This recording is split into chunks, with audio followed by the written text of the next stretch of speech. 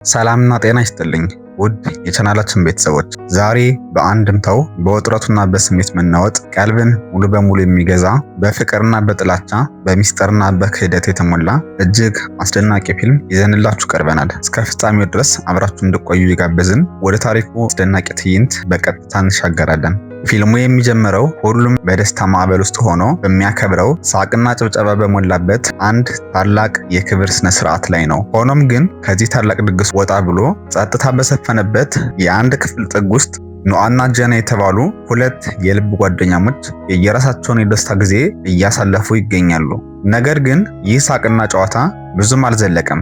ኖአ ልቧን በሐዘንና በትዝታ ሞልቶት የነበረውን ያንን መራር እውነት ለጓደኛዋ አነሳችባት። ደግና አፍቃሪ አባቷ ካረፈ ዛሬ በትክክል 1 ዓመት ሞላው ትላለች። ጄናም በጓደኛዋ ሐዘን ልቧ ተነክቶ ታጽናናታለች።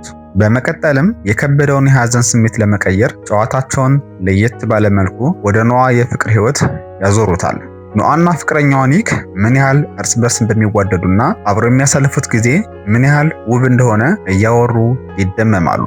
ከዚህ ስነ ስርዓት በኋላም ኖአ ልቧ ወደሚናፍቀውና ነፍሷ ወደምትፈልገው ፍቅረኛዋ ወደ ኒክ ለመሮጥ ወደ ውጭ ትጣደፋለች። ወላጆቿም ከሩቅ ሆነው በፍቅርና በኩራት አይነት ሲመለከቷቸው ሁለቱም ወጣት ፍቅረኛሞች በስሜት የተሞላ እጅግ አስደሳችና የናፍቆት ጊዜ ያሳልፋሉ። ኒክ ለአንገቷ የሚሆን ውብ አንጸባራቂና ማራኪ ሐብል ለ18ኛ ዓመት ልደቷ ያበረክትላታል። በማግስቱ ጠዋትም ሁለቱም ፍቅረኛሞች ከጄና ጋር በመሆን የደስታ ጊዜያቸውን በጥራትና በደመቀ ሁኔታ ይቀጥላሉ። ምሽት ላይም ደግሞ እንደተለመደው አብረው ለማምሸትና የህይወትን ጣዕም ለመቅመስ ጄና ወዳለችበት የጭፈራ ድግስ በቀጥታ ያመራሉ። እዚህ የጭፈራ ድግስ ላይም ኒክ ላይን የተባለውን የልብ ጓደኛውን ለብቻው አግኝቶ ማውራት ይጀምራል። ለልደቷ ምን አይነት ስጦታ እንደምትፈልግ ጠይቋት፣ እሷ ግን ስጦታው ውጫዊ ገጽታው ያማረና ማራኪ እስከሆነ ድረስ በውስጡ ስላለው ነገር ምንም እንደማይገዳትና ዋናው ነገር ግን ቪዲዮ ቀርጻ ማህበራዊ ሚዲያ ላይ መጫን መቻሏን ብቻ እንደሆነ እንደነገረችው ሲያወራም ኒክ በነገሩ በእጅጉ ይገረማል። በዚህ ጊዜ ላይን የዘመኑን ወጣቶች ህይወት በትዝብት በመመልከት ፍልስፍናዊ በሆነ መንገድ እንዲህ ይለዋል። ሴቶቹ ህይወታቸውን በደስታና በክብር እየከፈቱ ነው። እኛ ግን እንደተጨማደደና እንደተጣለ የስጦታ መጠቅለያ ወረቀት ብቻ ነን። እኛ ሌት ተቀን ለነሱ ስንደክም፣ እነሱ ግን ስለመዝናናት ብቻ ነው የሚያስቡት ይለዋል። በተጨማሪም ላይን በኒክ አእምሮ ውስጥ አንድ ትልቅ የጥርጣሬ ዘር ይዘራበታል። ኒክም በለንደን የሥራ ልምምድ ለማድረግ ሩቅ ባህር ተሻግሮ ስለሚሄድ ኖአ በዚህ ሰፊ ከተማ ውስጥ ብቻዋን እንደምትሆን ያሳስበዋል። የራሱ ፍቅረኛ ጄናም በቅርቡ ወደ ሕክምና ትምህርት ቤት እንደምትሄድ፣ ነገር ግን እርሷን ጥሎ ለመሄድ ልቡ እንዳልፈቀደለትና ርቀቱ በእርግጠኝነትም በመካከላቸው ያለውን ጥልቅ ፍቅር እንደሚያበላሸውና ግንኙነታቸውን እንደሚያፈራርሰው በምሬት ይናገራል። ይህ ንግግርም በኒክ ልብ ውስጥ ትልቅ ጭንቀትን ይፈጥራል። በማግስቱ ንጋት ላይ ልጃገረዶቹ በታላቅ ድምቀትና በክብር ከትምህርት ገበታቸው ይመረቃሉ። የምረቃው ስነ ስርዓትም በስኬት እንደተጠናቀቀ ኖአ ከሁለቱም ወላጆቿ ጋር ወደ ውጭ ትወጣለች። ወላጆቹም በአካባቢያቸው ያሉትን ባለጸጎች ልጆች በመመልከት አብዛኞቹ በዚህ ዕድሜ ያሉ ታዳጊዎች ውድ መኪና በስጦታ የሚሰጣቸው ለምንድን ነው? ሁሉም የተበላሹ ልጆች ናቸው እያሉ ሲያጉረመረሙ፣ ኖአ ግን ፍቅረኛዋ ኒክ ተመሳሳይ ድንቅና ባለቅንጦት ስጦታ ከጀርባዋ እንዳዘጋጅላት ቅንጣት ያህል ታውቅም ነበር። ወዲያውንም የተዘጋጀላትን አዲሱን ዘመናዊ መኪና ስታይ በከፍተኛ የደስታ ስሜት ተሞልታ ሁለቱም በፍጥነት መኪናውን ለመንዳትና ከተማዋን ለማዳረስ ይነሳሉ። ሁለቱም ከከተማው ጩኸት ርቀው አንድ ገለልተኛ ቦታ ላይ ሲደርሱ ኒክ ከአያቱ የተሰጠውን ባለቅንጦት አፓርታማ ለኖአ ያሳያታል። ይህንንም ለእሷ ፍቅር የተበረከተ የጋራ ቤት እንደሆነም ይነግራታል። ኖአ ግን ወዲያውኑ ደንግጣ ይህንን ስጦታ መቀበል አልችልም ትለዋለች። መጀመሪያ ውድ መኪና፣ አሁን ደግሞ ትልቅ ቤት። ይህ ለእሷ ከአቅም በላይ የሆነና ሊዋጥላት የማይችል የማይታሰብ ነገር ነው። በዚያው ቅጽበትም ኒክ ወደ ሳን ፍራንሲስኮ የመመለስ እቅድ እንደሌለውና ከእንግዲህ ከኖአ ጋር አብሮ መኖር እንደሚመርጥ ይነግራታል። በኋላም ሁለቱም ልዩ የፍቅር ጊዜ ማሳለፍ ይጀምራሉ። ነገር ግን ኖአ እናትህ ስትሰማ በአዲሱ አፓርታማ ውስጥ ከአንተ ጋር መኖር አልችልም፣ በዩኒቨርሲቲው ግቢ ማደሪያ ውስጥ መኖር አለብኝ ስትለው የፍቅር ጊዜያቸው በአጭሩ ይቋረጣል። ከዚህ ንግግር በኋላም ወዲያውኑ ጥላው ትሄዳለች። ትዕይንቱ በመቀጠልም ኒክ ቀደም ሲል ያገኘውን ላይንን ወደሚያገኝበት ክለብ ይወስደናል። ኒክ ለላይን ፍቅረኛህን ጥለህ እንዳትሄድ ያልከኝ ነገር አእምሮ ውስጥ ገብቷል። ነገር ግን አሁንም ቢሆን ከኖአ ጋር አብረን ለመኖር ዝግጁ አይደለንም ይለዋል። በሌላ በኩል ኖአ ትላንት ስለተፈጠረው ነገርና በፍቅረኛዎች ውስጥ ስላየችው ፍርሃት ለጀናም ትነግራታለች። ጀና ግን ኒክ ምን ያህል እንደሚወዳትና እንደሚያከብራት ታስታውሳለች። በማግስቱ ኖአም ከእናቷ ጋር ወደ አንድ ዝግጅት ትሄዳለች። እዚያም ብራያር ከተባለች እንግዳ ሴት ጋር ትገናኛለች። ሁለቱም አጭር ውይይት ያደርጋሉ። ይህ በእንዲህ እንዳለም በኒክ የሥራ ቦታ ኒክ ሶፊያ ዛባላ ከተባለች አዲስ የሥራ ባልደረባ ጋር ተዋወቃል። እርሷም በሥራ ልምምድ ልትረዳው የመጣች ሲሆን የሚኒስትር ልጅ ናት። ነገር ግን ይህንን ስራ ያገኘችው በራሷ ጥረት እንጂ በወላጆቿ ስም እንዳልሆነ ትናገራለች። በኖአ ቤትም እናቷ ኖአ በከተማው ውስጥ ከኒክ ጋር ስለምታሳየው የሕዝብ ፊት የፍቅር መገለጫም በምሬት ትጠይቃታለች። ሆኖም ኖአ እናቷ ስለሚሰልሏቸው በጣም ተናዳ ስለነበር ይህንን ጥያቄም አትቀበለውም። እናቷ ግን ያንን ፎቶ ያነሱት ፓፓራዚዎች እንጂ እርሷ እንዳልሆነች ትከራከራለች። ከዚህ ሁሉ በኋላ ኒክ ለኖአ ስልክ ደውሎ ወደ ሳን ፍራንሲስኮ እንደማይመለስ ለአባቱ እንደነገረውና አባቱም ምንም ተቃውሞ እንደሌለው ይነግራታል። ነገር ግን በአባቱ ኩባንያ ውስጥ መስራት ካለበት ቢሮውን ከአንድ ሌላ የሥራ ልምምድ ፈጻሚ ጋር መጋራት እንዳለበት ይነግራታል። ወዲያውኑም ኖአ በቅናት ስሜት ልጅቷ ቆንጆ ነች ስትል ትጠይቀዋለች። ኒክም በቀልድ መልኩ ቆንጆ አይደለችም፣ አይኗም ይዝጎረጎራል፣ እግሯም ይሸታል ይላታል። ልክ በዚህ ጊዜም ሶፊያ ወደ ቢሮው ድንገት ብቅ ስትል ኒክ ማረፊያ ያጣል። ኖአም ወደ ዩኒቨርሲቲው ማደሪያ ክፍል ስትደርስ ሁሉም ሰው ከብራያር ጋር እየደነሰ ነበር። ብራያር ኖአ እስከዛኛው ሳምንት አትመጣም ብላ ስላሰበች ስለተፈጠረው መዝረክረክ ይቅርታ ትጠይቃለች። ማይክል የተባለ ወጣትም ወደ ክፍሉ ገብቶ ራሱን ለኖአ ያስተዋውቃል። በመካከላቸውም ጥሩ መተዋወቅ ይፈጠራል። ይህ በእንዲህ እንዳለ የኒክና የሶፊያ መቀራረብ ይቀጥላል። ይህ ሁሉ ግን የኒክና የሶፊያ መቀራረብ በመጠቀም ኒክ ከኖአ ጋር እንዲራራቅ ለማድረግ የተሸረበ የኖአ እናት መሰሪ እቅድ ይመስላል። በእስር ቤት ውስጥ ያለው ሉካም ለላይን ስልክ ደውሎ የመኪና ጥገና ጋራዣቸው እየከሰረ ስለመሆኑ ይወያያሉ። ሉካም ጋራዡን ለማዳን የሚያስችል አደገኛ ሐሳብ እንዳለው ይናገራል። ነገር ግን በሚያሳዝን ሁኔታ አንዱ የክፍል እስረኛ ንግግራቸውን ይሰማል። ከቀናት በኋላም ኖአና ኒክ አብረው ለመዝናናት ይወጣሉ። ጨርሰው ሲመለሱም ኒክ በእናቱ ይፈለጋል። ነገር ግን ከእሷ ጋር መነጋገር እንደማይፈልግ በግልጽ ነግሯት ከኖአ ጋር አብረው ይሄዳሉ። ሁለቱም ፍቅረኛሞች ወደ አፓርተማቸው ሲደርሱ ኒክ በቁጣ ማልቀስ ይጀምራል። ከዓመታት በፊት እናቱ ጥለው ጠፍታ በሕፃንነቱ ብቻውን እንደተወችውና ስሜቱን ለኖአ ይገልጽላታል። በከፍተኛ ስሜት ውስጥ ሆነውም ሁለቱም ረጅምና ጥልቅ የፍቅር ጊዜ ያሳልፋሉ። እንደጨረሱም ኖአ ከመውጣቷ በፊት በኒክ አካል ላይ በማርከር የተለያዩ ምስሎችን ትስልበታለች። በኋላ ላይም ኒክ ከብራያር ጋር ተዋወቃል። ነገር ግን እሷን ካየ በኋላ ይደነግጣል። ከዚህም ይወጣል። ነገር ግን በሚያሳዝን ሁኔታ ስልኩን ጥሎት ይሄዳል። በምሽት ላይን ለኒክ ስልክ ይደውላል። ኖአም ስልኩን ቤት ጥሎት እንደሄደ ወዲያውኑም ታስተውላለች። ይህ በእንዲህ እንዳለም ላይን የኒክን ሹፌር ያገኘዋል። ላይንም በደም የተበከለ ቢላዋ ይዞ ሁሉንም ነገር አበላሽቶት እያለ በጭንቀት ይጮሃል። ኒክ ላይን ወዳለበት ቦታም ይደርሳል። ባየው ነገርም በጣም ይደነግጣል። ነገር ግን ላይን በስህተት ራሱን እንደቆረጠ ይነግረዋል። ኒክ እዚያ ቦታ ላይም የአደንዛዥ ዕፅ ጡብ እዛው ያገኛል። ላይን ግን ይህ የወንድሙ ዕቃ እንደሆነ ያስረዳዋል። ወዲያውኑ ኒክም በጥቅሉ ውስጥ ምን እንዳለ ለማየት ቢላውን ከላይ ይቀበላል። አሁን ያለው እውነተኛ ችግርም ይህንን እሽግ በአቅራቢያው ላለ የወንበዴ ቡድን ማድረስ አለባቸው። ላይንም በፍጥነት ይገባል። ኒክም ከተለዋል። ላይን ዕቃውን ያስረክባል። ነገር ግን ልክ በዚያኑ ቅጽበት ኖአም እዚያው ቦታ ላይ ትደርሳለች። ስራቸውን እንደጨረሱም ከቡድኑ መሪ ጋር ተዋውቃሉ። መሪውም በጥቅሉ ላይ 100 ኪሎ ግራም እንደጎደለው ይነግራቸዋል። ኖአ ግን ስለ ጥራቱ እርግጠኛ ለመሆን ቀምሰነው ነው ትላለች። መሪውም ወዲያውኑ በማስፈራራት $10,000 ይጠይቃቸዋል። ሊወጡ ሲሉም በመካከላቸው ጦርነት ተፈጥሮ በክለቡ ውስጥ ሁከት ይነሳል። በሚያሳዝን ሁኔታም ሶስቱም በፖሊስ ቁጥጥር ስር ይውላሉ። ኒክም ምንም አይነት ስላላገኙባቸው ጠበቃ የሆነችውን ሶፊያን እንዲረዳቸው ይደውልላታል። ከጥቂት ጊዜያት በኋላም ይፈታሉ። ነገር ግን ኖአ በኒክ ላይ በጣም ትቆጣለች። ምክንያቱም በእንደዚህ አይነት ስራ ውስጥ እንደማይገባ ቃል ገብቶላት ነበር። ኖአም ይህንን የሚያደርገው ለመዝናናት ብቻ እንደሆነም ታምናለች።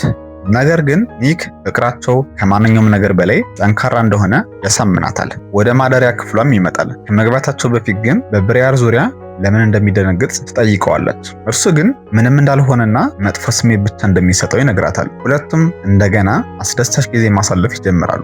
ነገር ግን በጥሩ ሁኔታ ላይ እያሉ ብሪያል ሌላ ሰው መስሏት ቢላዋ ይዛ ብቅ ትላለች። ወዲያውንም ኒክ ይወጣል።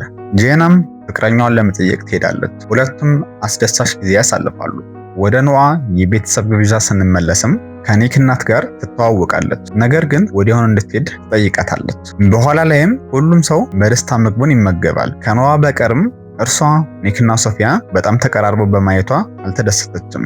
ኖአም እርካታ ማጣቷን መደበቅ ስላልቻለች ኒክ ወደ አፓርትማው እንድትዘዋወር እንደሚፈልግ ለሁሉም ሰው ይፋ ታደርጋለች። ይህም ሁሉንም ሰው ያስደነግጣል። ኖአም ምንም ግድ ሳይኖራት ወዲያውኑ ትታ ትወጣለች። ኒክም ወዲያውኑ ይከተላታል። ኖአም በመቃብር ስፍራ በአባቷ ሞት ስታለቅስ ያገኛታል። ኒክ ስለተፈጠረው ሁኔታም ይቅርታ ይጠይቃታል። ኖአ ግን ይህንን ሁሉ አትቀበለውም፣ ጥለውም ትሄዳለች። ከቀናት በኋላም የኒክ እናት ኖአን ታገኛታለች። በዚህ ጊዜም ኖአ ሐሳቧን ለመስማት ትስማማለች። ለኖአ እንደነገረቻትም ለኒክ እዚህ መድረስና አስተዳደግ ስትታገል እንደነበር፣ ነገር ግን በማስፈራራትና በጥቁር መዝገብ ምክንያት ልጇን ለመተው እንደተገደደች ትነግራታለች። በኋላም ወደ ኖአ መታጠቢያ ቤት ትገባለች። እዚያም አናቤል የመጣችበትን ድብቅ ዓላማ እንረዳለን። የአባቱን የጥርስ ቦርሽም ወስዳ በፕላስቲክ ከረጢት ውስጥ ታስቀምጣለች። በመቀጠልም ሙሉ እውነቱን የጻፈችበትን ደብዳቤ ለኒክ እንድትሰጥላት ኖአን ትጠይቃታለች። ኖአም ደብዳቤውን ለኒክ ትሰጠዋለች። ኒክ ደብዳቤው ከእናቱ መሆኑን ሲረዳ በቁጣ ቀዶ ይጥለዋል። በምሽትም ኒክና ኖአ ለራት ይወጣሉ። ኒክ ቀደም ሲል ኖአ በማርከርና በሰውነቱ ላይ የጻፈችውን ጽሑፍ ወደ ቋሚ ንቅሳት እንደቀየረው ያሳያታል። ሆኖም ኖአ በዚህ ብዙም አልተደሰተችም። ኒክ ግን እንደማይቆጭበት ይነግራታል። በዚያም ምሽትም ቆንጆ የፍቅር ጊዜ ያሳልፋሉ። ነገር ግን ኒክ በአንድ ጉዳይ ላይ ለመስራት ከሶፊያ ጋር ወደ ለንደን መጓዝ እንዳለበት ሲነግራት ደስታቸው ይቋረጣል። በማግስቱም ኒክ ወደ ለንደን ይጓዛል።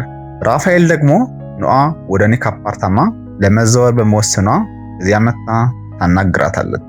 ራፋኤል ይህንን እንደማትፈቅድ ትናገራለች። ኖአ ግን እነሱን ለመለያየት ስታደርጋቸው የነበሩትን በርካታ ሙከራዎች በመጥቀስ ትጋፈጣታለች። ይህ በእንዲህ እንዳለም ኒክ ከአያቱ ጋር በአንድ ባር ውስጥ ሲያወራ እናያለን።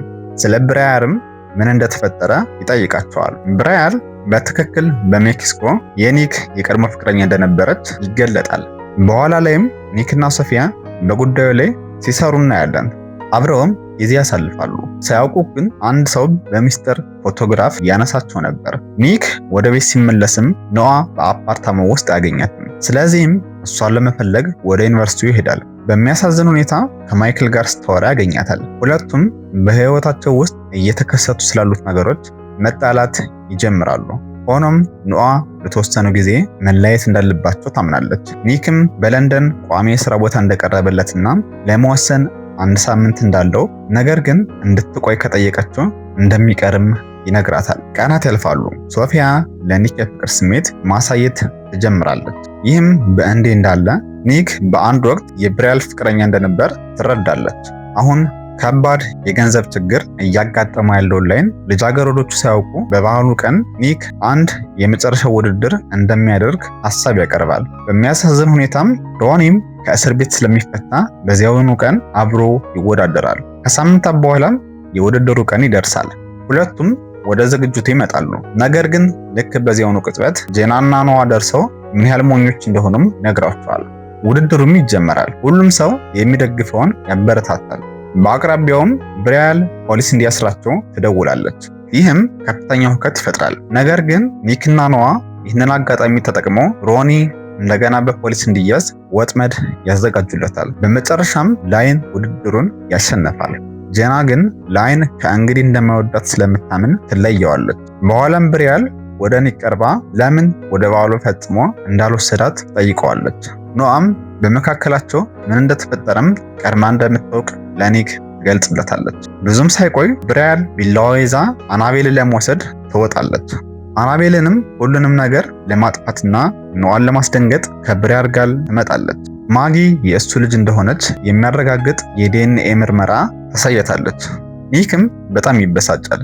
ምክንያቱም እውነቱ አባቱ ሙሉ ህይወቱን እንደዋሸው፣ አያቱ ደግሞ ጭራቅ መሆናቸውን፣ እናቱ ግን የልጇን የወደፊት ህይወት ማረጋገጥ ብቻ እንደምትፈልግ ነው። ኒክም በንዴትና በቁጣ በቀጥታ ወደ ሶፊያ ሄዶ ሶፊያን ይስማታል። ይህም የኖአን ልብ በኃይል ያደማዋል። ኖአም ሁሉም ነገር አብቅቷል ስትል ጥለው ትወጣለች። ወደ ውጭ ሲወጡም ኒክ ከላይን ጋር እየነዳ ሲሄድ ብሪያል ደግሞ ኖአን ለማሳዘንና ለማስቆጣት የቆዩ የኒክንና የሶፊያን ፎቶዎች ታሳያታለች። በኋላም ብሪያል የአፓርታማውን ቁልፍ ሰርቃታለች። በዚያው ምሽትም ላይን ከኖአ ጋር ስላለው ነገር ስህተት እየሰራ እንደሆነ ለኒክ ይመክረዋል። ያለ ጄናም ግማሽ ሰዓት እንኳን መቆየት አልቻልኩም በማለት በራሱ ምሳሌም ያስረዳዋል። ይህ ኒክን በእጅጉ ያሳምነዋል። ወዲያውኑ ኒክም ኖአን በመፈለግና ይቅርታ ለመጠየቅ ይሄዳል። ወደ አፓርታማው ገብቶም ይፈልጋታል።